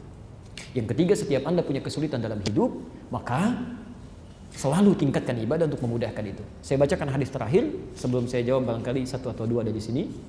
Yang tadi dituliskan Abu Dawud nomor hadis 649. Ibu masih ingat, Bapak masih ingat? Bukankah tiap hari 17 kali kita bacakan ini? 17 kali. Kapan kita bacakan? Salat. Seharusnya masalah kita selesai. Selesai. Ya. Lihat hadis kuncinya. Saya langsung ke ujungnya saja. Idza qala al-'abdu, kalau seorang hamba berkata dalam salatnya, Iyyaka na'budu wa iyyaka nasta'in. Ya Allah, untukmu saja kami menjadikan aktivitas kami sebagai ibadah. Wa iyyaka nasta'in, dan sekarang kami punya persoalan, mohon berikan solusi. Perhatikan jawabannya. Qala Allah azza wa jalla, maka Allah menjawab seruannya ini. Jadi ketika Anda membaca Al-Fatihah itu Allah jawab. Hadza baini wa baina 'abdi. Ini perjanjian antara aku dengan hambaku. Wa li 'abdi. Dan kalau hambaku benar ibadahnya, masala, maka sekarang pun apapun yang dia minta aku akan berikan. Apapun yang dia minta aku akan kabulkan. Jadi seharusnya kalau kita bacakan itu selesai tuntas. Makanya dulu ada seseorang yang pernah, mohon maaf ibu dan bapak sekalian, yang pernah berumah tangga puluhan tahun belum mendapati keturunan. Lantas suaminya bangun, berdoa dalam berdirinya, bangun dalam sholat, berdoa dalam sholatnya. Masya Allah, ketika dia sholat masih berdiri, turun jawaban, kamu akan punya keturunan. Sampai kaget orang itu. Ya, nanti dirangkum di Quran surah ketiga Ali Imran ayat 38 sampai ayat 39, posisi paling kanan sebelah atas. Dan kita berita baiknya tiap hari ditawarkan. 17 kali kurang apa lagi? Tiap hari itu. Tiap hari dalam salat. Kata Allah, hadza baini wa baina 'abdi wa li 'abdi ma sa'al. Ini perjanjianku ini dengan hambaku, kalau benar ibadahnya saya kabulkan apapun yang diminta. Masya Allah. Jadi kalau kita tiap hari salat kemudian kita membaca itu belum ada yang terkabul, maka ada yang belum sempurna salatnya. Harus ada yang diperbaiki, ya, ada yang diperbaiki. Tapi kita cukupkan dulu sampai sini untuk bahasan kita. Mohon izin kalau kita coba bahas sejenak ya. Kita berhenti sampai jam 3. Nanti jam 3 saya mohon izin pamit karena kami harus ke kawasan. Ya, ditunggu untuk asar nanti. Bismillah. Ustaz, ada suami yang nggak mau ibadah. Istri dan anak-anak sudah mengingatkan tapi masih enggan. Apa yang harus dilakukan? Apakah perkawinannya masih halal? Insyaallah. Baik. Ibu dan bapak sekalian, kita buka dulu Quran surah keempat An-Nisa ayat 34. Posisi paling kiri sebelah atas. Quran surah keempat An-Nisa ayat 34. Ini pelajaran penting ya, pelajaran sangat penting. Ar-rijalu qawwamuna 'alan nisa bima faddalallahu ba'dahum 'ala ba'din wa bima anfaqu min amwalihim. Perhatikan tugas seorang suami ya. Tugas seorang suami yang utama itu ada dua. Satu, ar-rijalu qawwamuna 'alan nisa. Suami itu kalau sudah sah ikatan pernikahan sudah dilakukan, maka tugas dia yang pertama adalah dia akan menjadi qawwam. Qawwam itu bisa diartikan pemimpin, bisa diartikan pengayom, bisa diartikan pelindung. Pemimpin, pengayom, pelindung. Pertama kita uraikan singkat saja. Pemimpin dalam hal urusan apa? Pertama dalam hal urusan ibadahnya. Dia akan jadi imam. Masya Allah, saking sayangnya Allah pada orang ini. Ya, ibu, saya tanya deh ya, bapak. Mana yang paling utama, sholat berjamaah atau sholat sendirian? Berjamaah, pahalanya 27 derajat ya, lebih besar daripada sendirian. Masya Allah, dalam hal dia belum menikahnya barangkali masih banyak peluang sholat sendirian. Dia ke masjid berjamaah, di rumah mungkin sendirian. Ini setelah dia menikah tidak diberikan peluang oleh Allah untuk sholat sendirian. Makmum selama hidupnya. Kalau dia ke masjid di rumah ada makmumnya, Masya Allah, dia akan jadi imam. Makanya seorang calon suami yang baik sebelum dia menikah dia harus pelajari dulu apa tugas-tugasnya. Bukankah bapak sebelum ke kantor akan pelajari tugas saya apa yang saya kerjakan, lalu saya siapkan. Ya. Maka bagaimana ketika kita akan membawa bahtera rumah tangga dalam kehidupan kita, seharusnya kita pelajari. Ya. Masya Allah, saya akan jadi imam di rumah tangga, maka suami yang baik akan belajar sebelum menikah bagaimana caranya jadi imam. Salat yang baik, bacaan apa yang dibacakan. Demi Allah saya katakan ya, kami pernah satu kali mampir ke satu daerah. Saya nggak perlu sebutkan kotanya supaya tidak nampak dalam nanti di YouTube yang dilihat ya. Ini kisah nyata. Kami ditanya Pak, ibu sekalian, Ustaz, bagaimana hukumnya tentang seorang suami setelah dia menikah, dia sholat dengan istri dan ibu mertuanya. Ibu mertua dan istrinya bermakmum di belakang. Ketika sholat pertama dia pimpin dengan baca Qul huwallahu ahad, Al-Ikhlas. Qul huwallahu ahad, ya, selesai. Begitu sholat yang kedua dibaca Qul huwallahu lagi. Ya, kan nggak salah ya? Ibunya bilang, "Nah, nggak apa-apa lah nanti rakaat pertama Qul huwallah, tapi yang keduanya cari lagi surat yang lain ya." Di begitu dia sholat selesai, rakaat yang kedua begitu membaca amin dia diam sejenak begini. Dikira ibu mertua mencari surat yang lain, ternyata berbalik ke belakang. "Ma, boleh nggak qul huwallahu lagi?" Dia berbalik ke belakang, dia tanyakan, "Ma, boleh nggak qul huwallahu lagi?" Ya, apa hukumnya? Saya bilang kalau hukum sholat sudah pasti batal. Tapi pertanyaannya, bagaimana bisa berperilaku seperti ini? Dia bisa menetapkan diri, berkeyakinan pada dirinya, dan Masya Allah dengan percaya luar biasa, mengatakan saya terima nikahnya, sementara yang bersamaan dia belum siap dengan tugas-tugasnya. Seharusnya sebelum jadi imam, dia belajar dulu. Dia maksimalkan. Ibu bapak pernah tahu istilah pacaran? Pacaran? Itu asal pacaran, itu asalnya istilah syar'i itu. Kemudian bergeser sekarang maknanya. Dulu di penghujung Melayu, kisaran Medan ke sebelah sana, ke dekat ke daerah Aceh ya, Baros ya, daerah Baros ke sana, 400 km dari kota Medan ya. Itu dulu kalau orang suka terhadap pasangan dia, ada ketertarikan dia ingin berta'aruf, maka dia akan mulai mendatangi rumahnya di malam hari untuk menghadap bapaknya. Di luar dia katakan keinginannya, bapaknya akan keluar. Lalu mengatakan, "Apakah kamu serius?" Dia tangkap itu. Saat ditangkap itulah kemudian ketika menyatakan serius, ya, maka akan ditandai pada calon istrinya. Istrinya akan ditandai dengan daun pacar. Ini. Ditandai dengan daun pacar. Ya. Kemudian menunggulah untuk menikah selama 40 hari. Istrinya belajar, calon istri belajar kepada ibunya bagaimana jadi istri yang baik. Calon suaminya akan belajar selama 40 hari, termasuk mencari nafkah.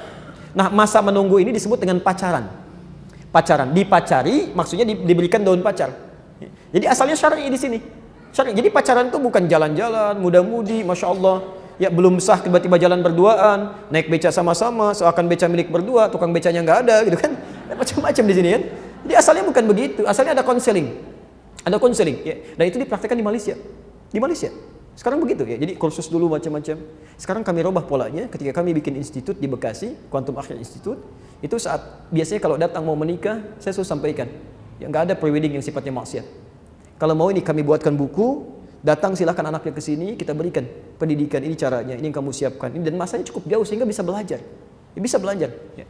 Sekarang alhamdulillah sudah banyak dipraktikkan ya. Kalau ada anak-anak datang melamar sudah mulai ditanya tentang Qur'annya, tentang sholatnya ya. Sekarang orientasi tidak ke dunia melulu, akan dilihat ya. Kalau ada 3 orang datang kan ingin melamar pada seorang kiai, Masya Allah ya, punya anak perempuan cantiknya luar biasa, diperebutkan oleh 3 orang. Ditanya, "Ananda namanya siapa?" "Anas Pak." Baca surat An-Nas ya. Dia baca An-Nas ya. Yang kedua namanya siapa? "Saya Torik Pak." Baca surat At-Tariq. Masya Allah. Dilihat. Yang ketiga belum ditanya sudah pucat wajahnya. "Ananda siapa?" "Saya Imran Mbak," katanya. Cuma panggilan sehari-hari kulhu. Masya Allah. Jadi ini poinnya. Pertama demikian. Jadi tugas pertama dia akan menjadi imam untuk ibadah. Nah kalau kita kaitkan dengan konteks seperti ini, jadi bagaimana nanti kalau ada seorang suami yang sulit beribadah? Hal pertama ingatkan. Cara mengingatkannya, cara mendakwahi dia tertuang di Quran surah 16 ayat 125. Kita pakai Quran aja dulu. Surah ke-16 An-Nahl ayat 125. Pelan-pelan. "Ud'u ila sabili rabbika bil hikmah wal mau'izatil hasanah wajadilhum billati hiya ahsan." Insyaallah. Ajaklah siapapun ke jalan Tuhanmu, kan? Pada ketentuan Allah, pertama dengan hikmah. Awas, nasihat itu nomor 2. Nasihat itu dikeduakan. Ingat, ngajak, nasihat, macam nomor 2. Yang pertama hikmah dulu. Hikmah. Ya. Apa itu hikmah? Hikmah itu bisa punya 3 arti. Yang pertama, al-isabatu fil aqwal wal af'al wa wad'u kulli syai'in fi mawadhi'ih. Kesesuaian antara perkataan dan perbuatan dan menempatkan sesuatu sesuai dengan tempatnya. Kesesuaian antara perkataan dan perbuatan dan menempatkan sesuatu sesuai dengan tempatnya. Misal, bapak ingin mengajak pada anaknya untuk sholat berjamaah di masjid. Maka sebelum kita mengajak, kita pun harus praktekkan dulu. Jangan sampai bapaknya nyuruh anaknya, bapaknya ke masjid. Nak berjamaah sana ke masjid, ya bapak enggak. Bisa dibalikan, kan? Nah sama, ibu ingin mengajak suami, sementara ibu belum meningkat misalnya. Ya, belum kelihatan. Pak sholat, ibunya jarang kelihatan sholat, ya kan? Nah, itu tidak akan maksimal. Maka yang pertama, kita dulu dekati Allah dengan ibadah. Supaya nanti saat mengajak seseorang, siapapun baik lingkar terdekat atau lingkar yang paling jauh, itu tidak ada celah bagi dia untuk membalikan kepada kita, sehingga menjadi fitnah. Ya. 1. Yang kedua makna hikmah itu, yang kedua adalah al-qaulul jayyid atau al-qaulul khair, perkataan yang baik. Atau doa bil khair, doa kebaikan. Jadi sebelum kita mengajak orang, doakan dulu Bu, Pak. Doakan dulu. Supaya Allah lembutkan hatinya. Sehingga apa yang akan kita sampaikan karena Allah sudah bantu lembutkan lebih mudah diterima. Jadi kadang-kadang suka lupa, ya, belum apa-apa sudah dimintakan gitu ya. Sudah diminta itu yang agak kurang tepat. Kurang maksimal nantinya. Ya. Misal Nabi Musa, Nabi Harun akan berdakwah kepada Firaun. Itu sebelum berangkat berdoa dulu kepada Allah Subhanahu wa taala dan berusaha berkata dengan lemah lembut, ya. Kita bisa temukan misalnya kata-kata lemah lembutnya di Quran surah ke-20 Thaha ayat 43 sampai 44. Tapi poinnya sebelum berangkat berdoa dulu. Lihat doanya. Rabbi syrahli sadri wa yassirli wahlul 'uqdatam min lisani yafqahu qawli. Kenapa enggak dipakai doa itu? Ya Allah tolong lapangkan hatiku. Ya. Kenapa minta kelapangan? Karena Nabi Musa tahu Firaun itu luar biasa kata-katanya, bukan cuma tajam tapi bengis, Pak. Nyakitin ke hati. Ya. Misal kalau nggak suka dengan model rambut, itu tidak akan dikatakan tolong cukur rambutnya, tidak. Tapi tolong pisahkan kepalanya dari badannya. Itu kalau kalimat itu diluncurkan pada seorang nabi, Nabi Musa berdoa, ya Allah wafatkan aja nih manusia ini nyebelin, misal. Meninggal seketika, cuma hikmah dakwah tidak ada pesan bagi kita. Jelas ya? Tapi pelan-pelan. Jadi boleh jadi ketika ibu berdakwah kepada suami misal, akan keluar kalimat-kalimat yang tidak menyenangkan. Nah kalau hati ibu sudah dilapangkan oleh Allah, tenang menerimanya. Dicaci maki, tenang. Dimarahin, sabar. Kan jadi doa lagi. Tapi kalau kalimat maaf keadaan hatinya belum nyaman, itu gak mudah menerimanya. Tidak mudah. Wa yassir li amri, minta kemudahan urusan. Ya, ada kekuatan. Memang hati lapang, tapi lisan tidak punya kemampuan menyampaikan. Ya, ada yang begitu. Ada lagi yang mohon maaf, punya kemampuan menyampaikan, hatinya lapang, cuma menyampaikannya berbelit-belit, nggak paham-paham. Apa sih maksudnya mah? Pak, kita kan sudah lama berumah tangga, mama sudah berhijab macam-macam, udah nyambung kemana-mana, kalimatnya belum nyambung. Jadi maksud mama apa sebetulnya? Ada yang begitu. Ya. Makanya di ujung wahlul 'uqdatam min lisani yafqahu qawli. Ringankan cara bicara saya supaya mereka paham apa yang mau saya sampaikan. Karena itu sebelum menyampaikan itu berdoa dulu. Minta kelembutan. Saya pernah ajarkan ini pada seorang ibu yang anaknya sulit sekali sholat, Pak. Datang ke pesantren dulu kami di Lebak Bulus. Ustaz, anak saya kok susah sholat. Kenapa? Saya bilang. Sudah diingatkan? Sudah kalau gitu ibu nggak usah ingatkan lagi. Ibu doakan. Karena ada yang salah. Ya, kita sebutkan ayat-ayat Qur'annya. Caranya ibu bangun malam, kemudian ibu sholat. Setelah sholat, ibu berdoa untuk anak ibu. Lakukan di sampingnya, sholat di kamarnya. Lakukan di sampingnya, mohon pada Allah. Ya, mohon minta dengan menangis, khusyukkan. Nanti setelah 3 hari coba ibu sampaikan bagaimana perkembangannya. Masya Allah ibu sekalian, pas sekalian hari ketiga perempuan ini datang lagi. Masya Allah dari jauh sudah teriak, Ustaz, bawa nasi uduk pagi-pagi ke pesantren. Baik, ada santri kami juga. Apa yang terjadi? Gembira luar biasa, anak saya sudah sholat katanya. Kok bisa? Masya Allah. Ternyata di hari yang ketiga, di malam dia bangun, itu anaknya langsung bangun menangis dipeluk ibunya. Mama maafkan saya. Saya bukan gak mau sholat mah, tapi dulu papa begitu sibuk, mama juga begitu, gak pernah ngajarin saya. Ya sudah, saya sudah ambil kesimpulan gak usah sholat sekalian. Ya. Dan dia berjanji dari situ, saya mau jadi anak yang soleh, saya jadi anak baik, saya gak pengen ngecewakan mama. Tiba-tiba anak itu menangis, sampai Masya Allah setelah itu bukan cuma sholat. Dia minta kemudian disediakan seorang guru di pesantren, dibimbing bacaan Qur'annya, dan sampai sekarang sudah berapa juz hafalannya. Bisa bayangkan. Kenapa kita bisa boleh dakwahi? Minta sama Allah, mohonkan dengan lembut, ya Allah, Engkau titipkan dia kepada saya karena yakin barangkali ada kebaikan pada saya yang bisa memberikan kebaikan pada dia. Saya mohon ya Allah, tolong ringankan beban saya di akhirat nanti untuk melembutkan hatinya. Jangan biarkan ya Allah beban kekurangannya menjadikan pertanyaan saya sulit untuk saya jawab di kemudian hari. Minta ya Allah, mohon. Masya Allah, minta pelan-pelan, sehari, 2 hari lihat, 3 hari, baru setelah tenang, baik-baik. Apa kalimatnya, keluarkan kata-kata yang lembut. Wa qula qawlan layyina la'allahu yadhakkaru aw yatazakka. Katakanlah dengan lemah lembut supaya mudah-mudahan dia ingat.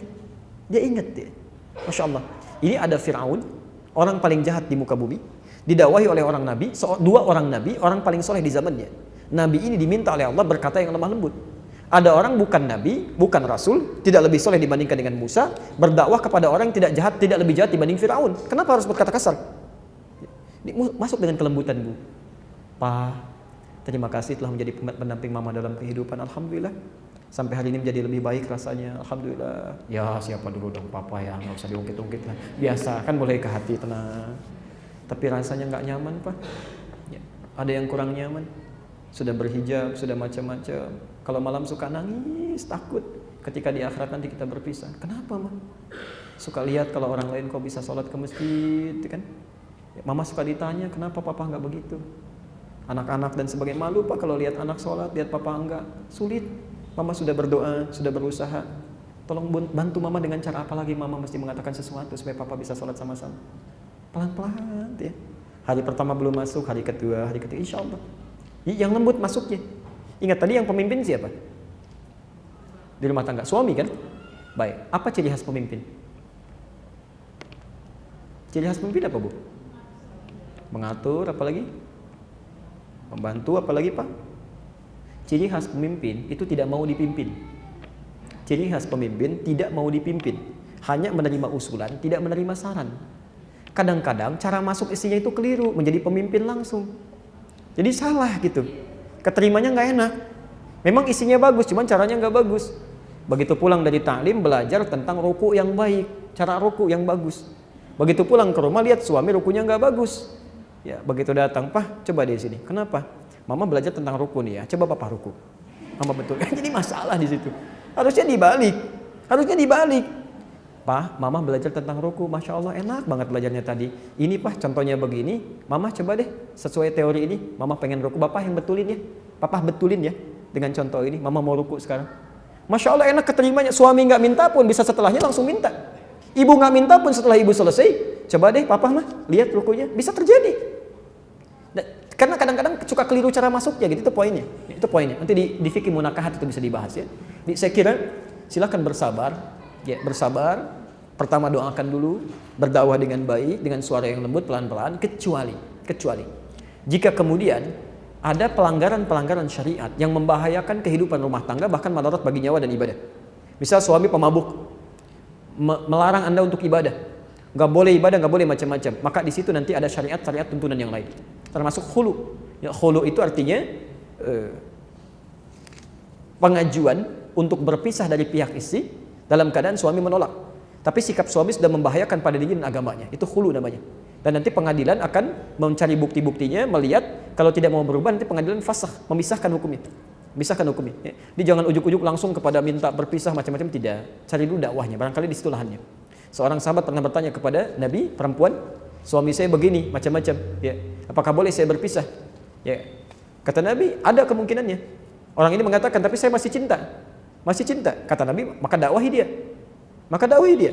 Ya. Jadi kalau masih ada rasa cinta, ada kebaikan dan sebagainya, dan tidak membahayakan pada kehidupan, barangkali surga ibu ada di situ. Ya, surga ibu ada di situ, di samping mencari keluar. Ya. Dan jangan berlebihan ya. Saya sering menemukan suka aneh, ada perempuan belajar, begitu pulang ke rumah jadi ribut dengan suaminya, ribut dengan anak-anak dan sebagainya. Itu tidak tepat. Ya, cari kebaikan. Ya, sampai muncul istilah-istilah yang tidak tepat. Daripada punya pasangan suami yang bid'ah, lebih baik mencari yang sunnah. Wah. Ini kalau suaminya ada keliru, luruskan. Jangan cari kalimat-kalimat yang tidak bagus. Ya, rumah Anda kotor, ya sapu. Jangan tinggal di rumahnya, cari rumah lain. Tidak tepat ya. InsyaAllah tinggal 3 menit. Bismillah. Setiap manusia telah Allah tetapkan rezekinya. Apa yang dimaksud dengan rezeki yang mencari-cari kita tadi? Fadlullah. Apakah berarti Allah menambahkan rezeki kita dari yang sudah ditetapkan? Baik. Pertama kita jawab dulu pakai Quran dulu. Rezeki sudah ditetapkan. Betul. Ada di Quran surah ke-51 ayat 22. Posisi paling kanan di pertengahan ke bawah sedikit. Wa fis samai rizqukum wa ma tu'adun.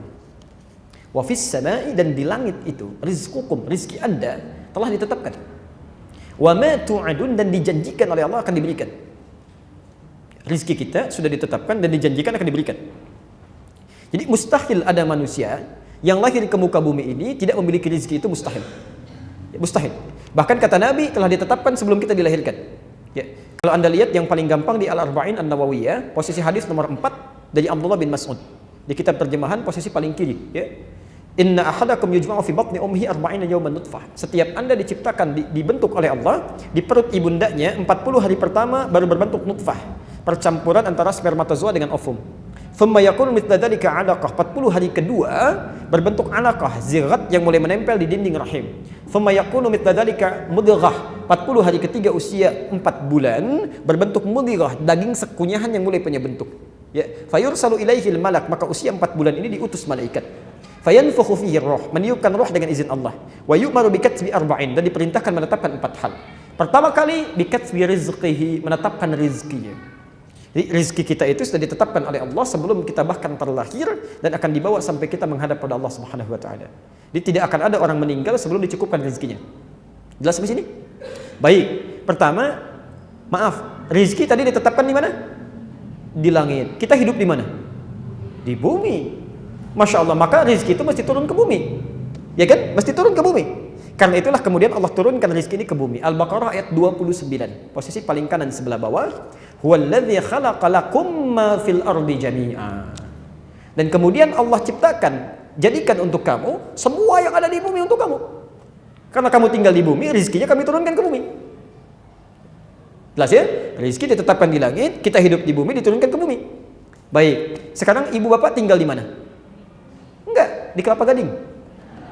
Bumi kan luas. Bumi luas, ya. Hati-hati. Barangkali Anda di Kelapa Gading, rizkinya ternyata ada di Sumatera. Ya, rizki Anda turun di Sumatera, maka Anda kan harus berangkat ya. Kerja dapat ini tuh, ya. Di Kelapa Gading pun masih luas. Ya, tinggal di Istiqamah, rizkinya di mall misalnya kan, dekat mall sana. Maka kan harus berangkat kan? Harus kerja, harus beraktivitas. Maka turun Quran surah kedua Al-Baqarah ayat 168. Posisi paling kanan sebelah bawah, ketentuan umum. Ya ayyuhan nasu, hei manusia, kulu mimma fil ardi halalan thayyiba. Silahkan Anda bekerja, beraktivitas untuk cari makan itu. Ini bahasa kiasan, kinayah kalau dalam bahasa Arab. Meminjam satu kata pas prototo untuk mewakili yang lainnya. Bapak kan ditanya, Pak mau kemana? Mencari sesuap nasi. Ya, padahal nggak sesuap kan? Anda cari untuk di rumah, untuk pakaian, untuk macam-macam. Ini bahasa Quran asalnya. Ya. Kulu mimma fil ardi, silahkan cari makan di muka bumi. Silahkan bekerja, aktivitas. Silahkan cari. Ya. Jadi pertama, rizki itu menuntut pencarian. Dan itu ditetapkan oleh Allah kepada seluruh manusia. Hukum Allah berlaku di bumi. Sunnatullahi fil kaun. Jadi maaf. Rizki itu pertama terkait dengan ikhtiar kita. Jadi kalau ada orang misalnya, mohon maaf ya, ada orang walaupun sesoleh apapun tidak mau berikhtiar, nggak akan turun juga. Dia harus cari. Ya. Dan tidak ada hubungan dengan iman. Kaya tidak ada korelasi dengan iman. Misal, mohon maaf. Kenapa ya saya sholat, tapi kok orang itu nggak sholat dia kaya? Ada kata-kata itu Pak. Kami pernah bertaklim, ada orang mengatakan, Ustadz kenapa mesti sholat? Toh yang nggak sholat pun bisa kaya. Kami sampaikan syarat kaya itu bukan sholat. Syarat kaya itu bekerja. Jadi kalau Anda nggak kerja keras seperti dia, ya nggak akan dapat rezeki Anda. Sholat itu menjadikan kaya Anda menjadi berkah. Harta Anda bermanfaat, itu fungsi sholat. Dan bisa mempercepat kalau sholat Anda benar. Ya. Jadi hukum yang pertama, rezeki di langit, diturunkan ke bumi, kita harus cari. Nah, itu yang disebut dengan adlullah, keadilan Allah di muka bumi. Tapi kita bertanya, ya Allah, kita kerja, dia kerja, kita sholat, dia enggak. Masa sama? Apakah ada perbedaan? Ada. Allah akan percepat dia mendapatkan tanpa harus lelah mencarinya. Maka dipindahkan ayat untuk orang beriman. Dia kerja, dia beriman juga. Quran surah kedua di surah yang sama, Al-Baqarah ayat 172, pindah ke kiri di pertengahan. Paling atas, lihat ayatnya. Kita mau berakhir di sini, sebentar lagi ada masuk asar ya. Ya ayyuhalladzina amanu, hei orang-orang yang beriman. Perhatikan, ayat yang pertama kan ya ayyuhan nas ya. Kalau manusia itu, maaf, mencakup orang beriman saja atau umum? Umum, mencakup non-muslim juga. Artinya kalau non-muslim pun bekerja, dia mendapat rezeki. Tapi ayat ini, ya ayyuhalladzina amanu, hei orang-orang yang beriman. Kalau beriman itu orang Islam saja atau non-muslim juga? Islam saja. Ya ayyuhalladzina amanu, kulu min thayyibati ma razaqnakum. Silahkan dapatkan rezeki yang telah kami sediakan. Bukan kita yang capek mencari, tapi Allah yang sediakan. Tapi yang menarik, perhatikan. Ketika Allah meminta mencari rezeki bagi orang-orang umumnya, manusia umumnya, kalimat halal dan thayyibnya muncul. Halalan thayyiban. Tapi ketika meminta pada orang beriman, kalimat halalnya dibuang. Tinggal thayyibnya dan dijamakkan bentuknya, thayyibat. Kenapa halalnya dibuang? Karena orang beriman itu imannya akan menuntun dia mencari yang halal. Jadi kalau ada orang beriman mencari yang haram, itu tandanya ada yang salah dalam imannya. Ada yang salah dalam imannya. Dan kalau Anda selalu mencari yang halal, sekalipun sedikit, maka Allah akan tambahkan berkah di dalamnya, menjadi banyak. Lihat, kalimat tadi halalan thayyibah, halal, thayyib, thayyibnya tunggal. Nanti kita bahas dengan rinci saat masuk ayat ini. Thayyiban itu bentuknya mufrad. Mufrad itu tunggal, satu. Jadi kalau orang-orang tidak beriman mendapatkan rezeki sebanyak apapun kelihatannya sedikit. Satu aja kecil. Ya, 1 miliar kecil aja. 10 miliar sedikit aja. Makanya dibuat capek, kerja lagi, dapat, tapi kelihatan seperti kecil, nggak ada kenikmatan. Tapi orang beriman, thayyibat, dijamakkan bentuknya oleh Allah ingin memberikan pesan. Kalaupun kamu dapat kelihatan sedikit, tapi kami berikan berkah di dalamnya. Masya Allah. Diberikan 500 ribu, sebulan gak habis-habis. Mau makan, temannya traktir. Pengen buah dari desa kirim. Masya Allah. 500 ribu gak habis-habis. Orang 50 juta 3 hari habis. Masya Allah. Apa yang salah? Gak ada keberkahan. Bapak pilih mana? 500 ribu berkah, 50 juta tidak berkah. Jangan katakan 50 juta berkah. Itu gak mudah deh. Tayyib. Jadi, nah, ada lagi yang hebat yang ketiga. Saya tutup Quran surah ke-7 ayat 96. Ini belum nyari sudah turun dan kita tutup di sini. Belum nyari sudah turun. Kalau yang tadi kan masih nyari ya, nyari dimudahkan. Yang ini tidak, belum nyari Allah sudah dekatkan. Siapa dia? Walau anna ahlal qura amanu wattaqau lafatahna alaihim barakatim minas sama'i wal ardh. Tadi rezeki ada di mana? Langit. Nyari di mana? Di bumi. Sekarang perhatikan, walau anna ahlal qura, kalaulah satu penduduk kota, satu penduduk negeri, jangankan satu orang, sependuduknya dia beriman kepada Allah, dia tingkatkan takwanya. Dia kerja, dia sholat juga, dia kerjakan sunnahnya, dia puasa sunnah, masya Allah. La fatahna alaihim, kami akan buka untuk orang ini barakatin, pintu keberkahan rizki, masya Allah, minas sama'i wal ard, langit dan bumi. Barakatin minas sama'i wal ard, di langit, di bumi dibuka. Ya, kalau rizki ada di langit, cara kerjanya di bumi, pintunya dibuka dua-duanya, di mana lagi yang susah? Itu yang disebut dengan fadlullah, keutamaan yang Allah berikan. Jadi kalau pengen silahkan tunggangi ayat-ayatnya, praktekkan dalam kehidupan, dan semoga Allah memudahkan kehidupan kita semua. Dan tidak cukup dengan amin, harus dipelajari dulu, praktekkan dulu, baru kemudahan itu akan didapatkan. Ibu dan Bapak sekalian, karena sebentar lagi kisaran 18 menit waktu asar akan tiba, mohon izin kami tutup ya pertemuan kita. Dan saya mohon izin karena kita mau sholat di Masjid Asra dan dekat dari sini, cuma kisaran 10 menit saja. Kami mohon izin untuk tidak menunaikan sholat asar di sini. Dan kenapa? Oh, kita nanti bahas di pertemuan yang selanjutnya ya. Kalau ditanyakan lagi, karena waktu kita sudah akan habis. Mohon izin menyampaikan informasi. Yang pertama, insya Allah kami sedang menyiapkan dan insya Allah sudah terdaftar untuk membuat saluran televisi untuk memudahkan dakwah dan bisa ditangkap. Dan ini bisa langsung nanti di Android bisa dilihat. Launching pertama kami besok malam Jumat. Itu nanti ada live ya, live. Bapak Ibu bisa akses juga di rumah masing-masing. Itu waktunya ba'da maghrib, ya, ba'da maghrib, Kamis malam Jumat ba'da maghrib sampai ba'da isya. Ya, itu nanti klik aja akhyar.tv, akhyar.tv, KH ya, akhyar, KH, akhyar.tv. Ya. Hari Kamis malam Jumat nanti insya Allah itu materinya tentang tuntunan praktis Idul Adha. Ya. Baik, yang kedua untuk pertemuan berikutnya, karena kita sudah mau masuk ke momentum Idul Adha, kita akan bahas tentang tuntunan sunnah dalam Al-Quran dan sunnah Rasulullah SAW ya, tentang bimbingan Idul Adha. Nanti insya Allah, alhamdulillah, kami bawakan buku yang nanti juga bisa dibaca masing-masing di rumah. Ya. Alhamdulillah. Demikian kami sampaikan, bila ada benar itu dari Allah dan Rasulnya, bila ada kesalahan itu mutlak kesalahan saya, tinggalkan pendapat kami, ambil pendapat Ustaz lain yang lebih baik. Subhanakallahumma bihamdika asyhadu an la ilaha illa anta astaghfiruka wa atubu ilaik wa akhiru da'wana alhamdulillahi rabbil alamin wa afu minkum. Assalamualaikum warahmatullahi wabarakatuh.